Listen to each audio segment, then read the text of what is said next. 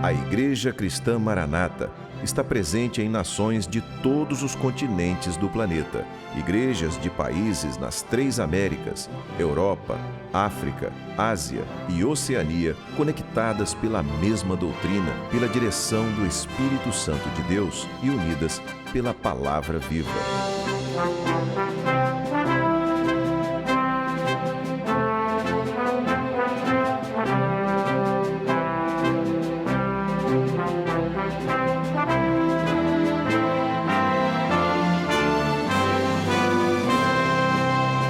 Irmãos de todas as partes do mundo participam de um mesmo culto, em conjunto, no mesmo corpo e no mesmo espírito. Através do sistema de transmissão multiplataformas, os membros da Igreja Cristã Maranata de todo o planeta vivem um momento de unidade e comunhão, como viveram os hebreus na saída do Egito e os discípulos com o Senhor Jesus na véspera de sua morte na cruz do Calvário. Pessoas de todas as partes do mundo têm sido alcançadas pelo Evangelho eterno e pela mensagem da breve volta do Senhor Jesus.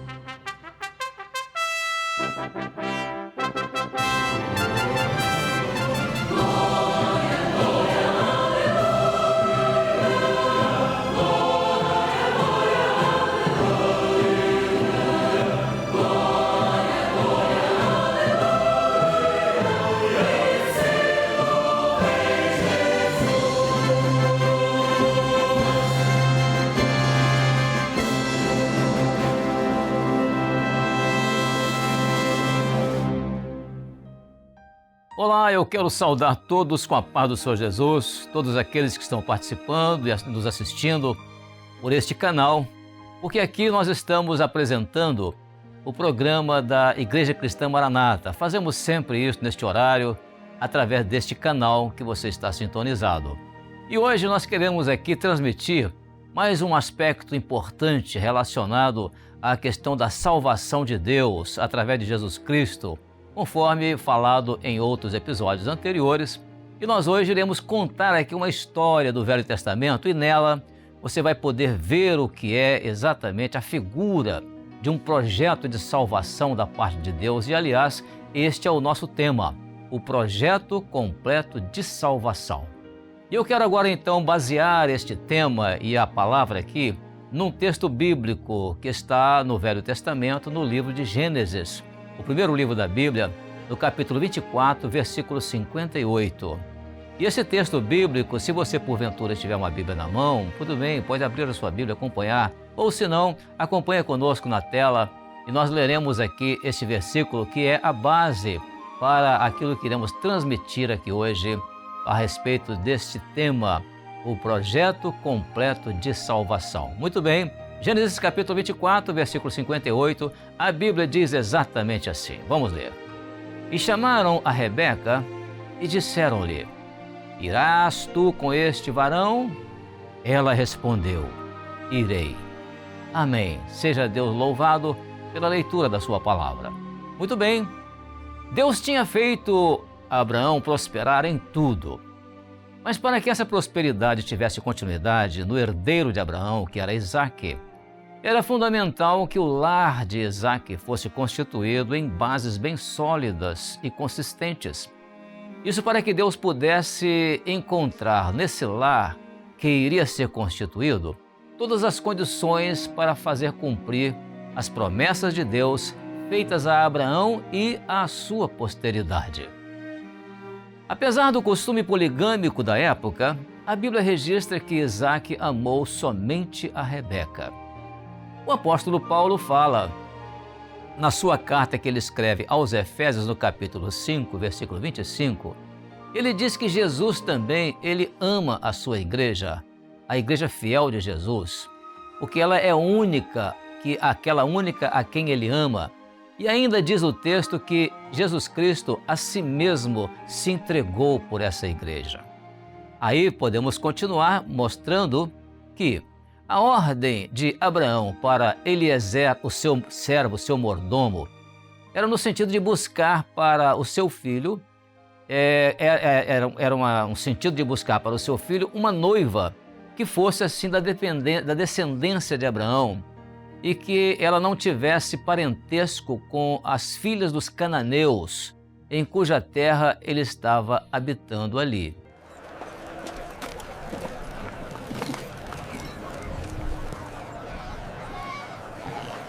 Muito bem. Essa situação mostra exatamente um aspecto notável do plano de Deus para a salvação. A Igreja Fiel de Jesus, ela tem essa mesma orientação, ou seja, ela não ter assim qualquer compromisso com aquilo que está neste mundo no qual a igreja vive e que possa levá-la a se desviar do caminho do Senhor. Então isso é uma comparação dentro do plano de salvação de Deus com esse cenário ali, desse momento ali dessa história que nós estamos contando da Bíblia. Agora, muito bem, em termos comparativos, a fé que recebemos de Deus tem um caráter, digamos assim, genético, figurativamente genético. E é um caráter muito semelhante ao que acontece nesta escolha da noiva de Isaque, a esposa destinada ao filho de Abraão. O nome do Deus de Abraão vai se perpetuar dos seus descendentes e na medida em que eles se casam dentro da própria família. A noiva do herdeiro de Abraão tinha que ser oriunda da mesma família dele. Ela teria que ser uma descendência que preservasse a mesma genética. Da mesma forma, fazendo uma comparação, a fé que a Igreja de Jesus professa em Deus, na condição de filhos de Abraão pela fé, essa fé tem também um caráter de ordem genética, isso figurativamente falando. A Igreja Fiel de Jesus, que se tornou a noiva de Jesus, ela tem o mesmo sangue dele. Esta palavra está escrita no livro de Gálatas, na carta de Paulo, aos Gálatas, capítulo 3, verso 7, onde ele diz assim: sabei, pois, que os que são da fé são filhos de Abraão. Muito bem, agora sim. Então a igreja que vai subir, ou seja, que vai ser arrebatada, é aquela igreja que tem o sangue da família do Pai eterno. E esse sangue é o sangue de Jesus. Só que quando nós falamos em sangue de Jesus, nós estamos falando de um símbolo. Esse sangue, ele simboliza o seu Espírito Santo. Aquele que Jesus rogou ao Pai para que o Pai enviasse, e ele foi derramado sobre a igreja no dia de Pentecostes, conforme relata Atos dos Apóstolos, no capítulo 2. A pergunta que se faz agora é: como e onde achar uma noiva para Isaque, o filho de Abraão? Para isto, Eliezer, o servo, o mordomo da casa de Abraão, percorre o trajeto desde Berseba até a Mesopotâmia.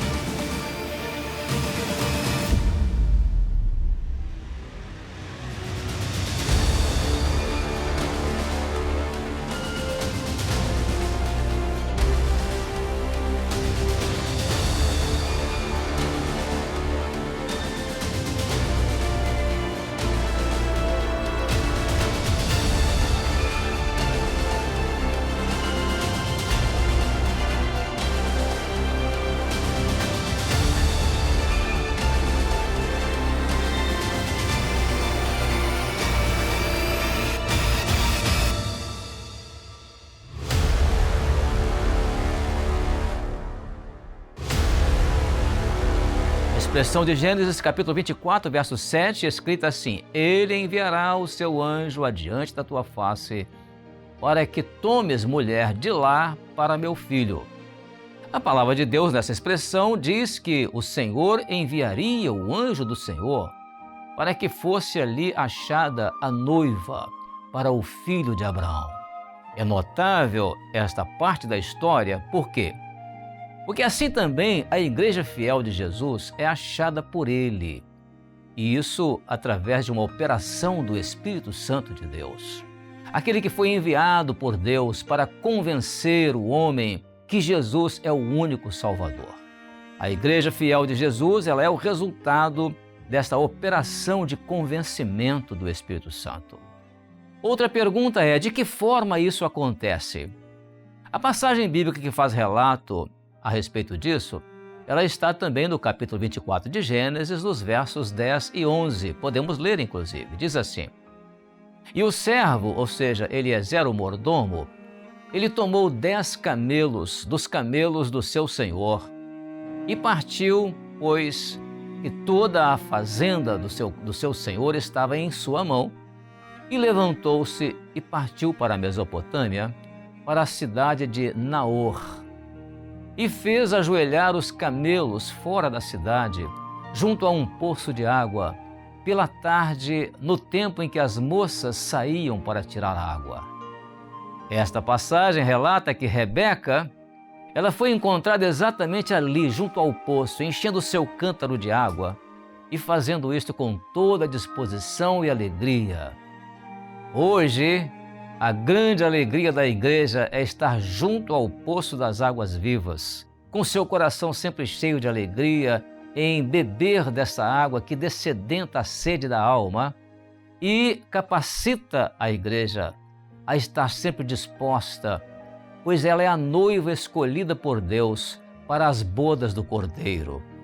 E nós podemos constatar isso em outra leitura da palavra do Senhor, no livro de Gênesis, ainda capítulo 24, dos versos 15 e 16, que dizem assim: E sucedeu que antes que ele acabasse de falar, ele, quer dizer, Eliezer, o mordomo, acabasse de falar, eis que Rebeca, que havia nascido de Betuel, filho de Milca, mulher de Naor, irmão de Abraão, saía ali com seu cântaro sobre o seu ombro, e a donzela era muito formosa à vista, virgem, a quem varão não havia conhecido. E desceu à fonte e encheu seu cântaro e subiu. Muito bem. Assim é exatamente o que acontece como Jesus fez com a igreja. Foi assim também que Jesus achou a igreja. Ela estava junto à fonte das águas vivas, que é a figura da palavra viva que sai da boca de Jesus. E podemos ver agora que, em razão disso, Abraão, ele ao enviar o seu servo Eliezer para ir à terra da sua parentela e trazer de lá uma noiva para o seu filho Isaque, esse vai ser um dos quadros mais perfeitos da tipologia bíblica de uma salvação completa que temos no Senhor Jesus Cristo. Quando nós falamos em tipologia bíblica, é preciso esclarecer aqui, a palavra tipologia é quando se refere a personagens do Velho Testamento e naquilo que eles fizeram de agradável a Deus, eles adquiriram a condição de serem tipo de Jesus. Então, por exemplo, nós temos a figura lá de Abel no Velho Testamento, figura do Senhor Jesus, porque a oferta de Abel foi agradável a Deus. Temos a figura de Jacó, a figura de Davi e tantos outros. Naquilo que eles fizeram de agradável a Deus, eles se tornaram tipo do Senhor Jesus. Naturalmente, aquilo que eles erraram, Jesus então morreu por eles para salvá-los. Então, para mostrar o que é tipologia bíblica. Muito bem, nesta passagem nós temos uma tipologia bíblica notável. Por exemplo, na tipologia bíblica nós vamos encontrar primeiro Abraão representando o pai, Eliezer, o mordomo de Abraão, representando o Espírito Santo, ou seja, aquele que foi enviado, Isaque representando aqui o filho, que é a figura do Senhor Jesus, e Rebeca, numa outra condição, representando aqui a igreja fiel de Jesus, aquela que é a única amada por Jesus, porque ela tem Jesus como seu único Salvador. Portanto, o Espírito Santo foi enviado pelo Pai para vir ao mundo, para aqui preparar uma igreja fiel, para ela ser a noiva do Cordeiro, uma linguagem bíblica. E o Espírito Santo está simbolizado na figura do sangue de Jesus, que Jesus derramou na cruz para salvar a noiva de Jesus. Por isso, ela tem a mesma genética, ou seja, ela tem o sangue de Jesus, ou seja, ela tem o Espírito Santo que foi enviado por Jesus. Muito bem. Assim, o encontro de Eliezer com Rebeca estava totalmente dentro do projeto de Deus ou do Deus de Abraão. pois sua família em Harã, ali na Mesopotâmia, reconheceu que Abraão era mesmo uma testemunha fiel de Deus em toda aquela região. E eles deram até uma resposta ali para Eliezer, o mordomo de Abraão, quando disseram, no capítulo 24, verso 50, disseram: do Senhor procedeu este negócio. Isto era prova de que o Deus de Abraão era conhecido também naquela região, através da instrumentalidade de seu servo Abraão. Muito bem, a Igreja de Jesus, ela está inserida também nesse projeto, porque como Igreja de Jesus, nós podemos ser chamados de filhos de Abraão pela fé, na linguagem da carta aos Gálatas, capítulo 3, verso 7, que nós lemos alguns instantes atrás. E aí, por isso então, sabemos que o plano de Deus é que nós estejamos preparados para o encontro com o noivo, que é Jesus, lá nas mansões celestiais, onde ele foi preparar um lugar para os seus. Podemos também afirmar que do Senhor procedeu esse projeto, e nada pode ser feito para impedir que esse projeto seja cumprido, e por isso nós louvamos a Deus, louvado seja Deus. Aquela expressão usada no texto quando diz para aquele homem, a resposta dos familiares de Rebeca para aquele homem enviado por Abraão foi a seguinte: entra, bendito do Senhor, por que estás fora? Ali no verso 31 do capítulo 24, com aquelas palavras, aquela família de Abraão, ou seja, a parentela de Abraão, deu a sua casa, ali naquela casa, um lugar para que aquele homem pudesse ali executar o projeto de Deus. E isso a fim de que ele pudesse passar aquela noite ali. E não era justo, naturalmente, que após uma longa caminhada, aquele homem enviado por Abraão não encontrasse ali na casa um lugar para pousar. Esse é o momento que a igreja está vivendo hoje, na sua expectativa pela volta do Senhor.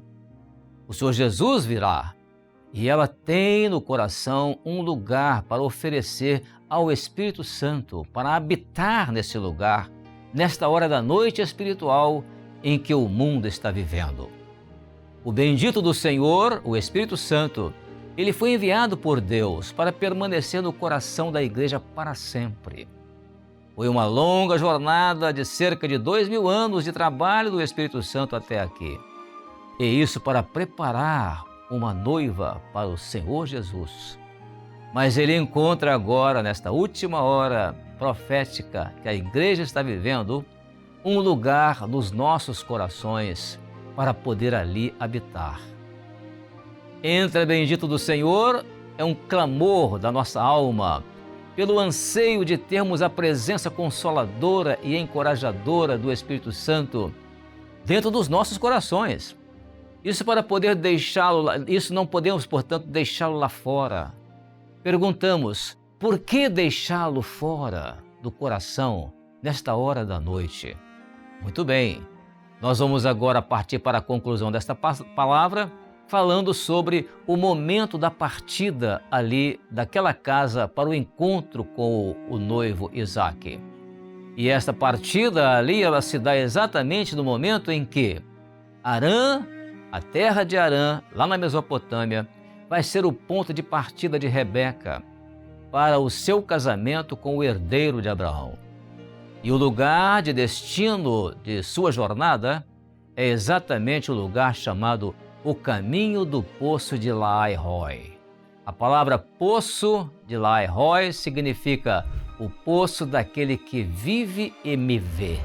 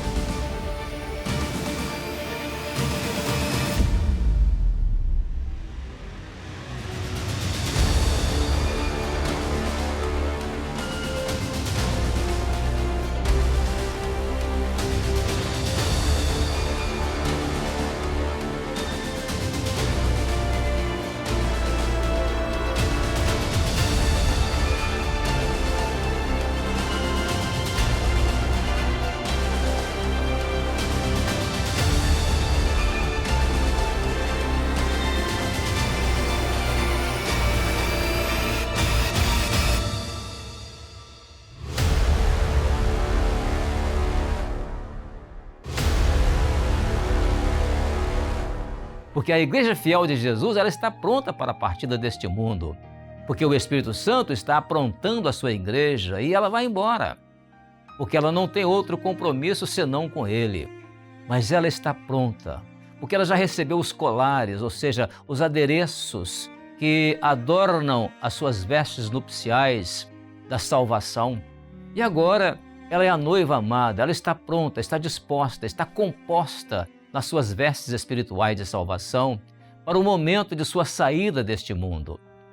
Ao amanhecer, ela irá embora. Quando amanhecerá o novo e eterno dia. Isso por quê? Porque o noivo está à espera da noiva. É o grito da meia-noite. É o momento tardio da noite que o mundo está vivendo nele, em que a igreja tem um grito nesta meia-noite. E esse grito é registrado numa passagem do Novo Testamento, no livro de Mateus, capítulo 25, verso 6, quando fala a respeito da parábola das 10 virgens. E o versículo 6 diz assim: aí vem o esposo, saí-lhe ao encontro. Quem sai ao encontro do noivo é Rebeca, ou seja, na figura de Rebeca. Foi ela quem saiu ao encontro de Isaque, e não foi ele. Assim também, o Senhor Jesus, o noivo, ele virá nas nuvens dos céus para receber a sua igreja que irá sair ao encontro dele naquele dia do arrebatamento da igreja. E agora, respondendo à pergunta, irás tu com este varão? Essa pergunta nós estamos dirigindo a você, ao senhor, à senhora. Você pode responder nesta hora esta pergunta. Você está pronto para subir com o Espírito Santo para o encontro com Jesus no arrebatamento da igreja?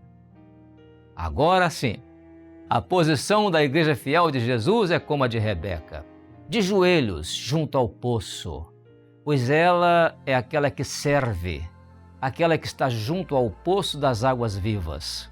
É aquela que não nega água aos viajantes, aos servos, aqueles que caminham nesta hora da noite difícil e de longas distâncias.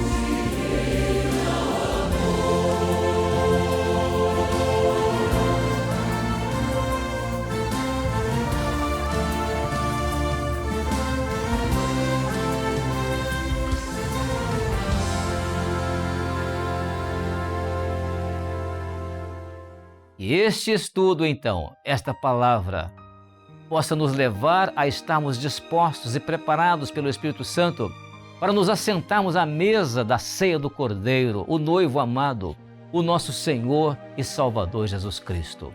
Então, encerrando aqui esta palavra, nós queremos desejar a você a paz do Senhor Jesus Cristo. Amém.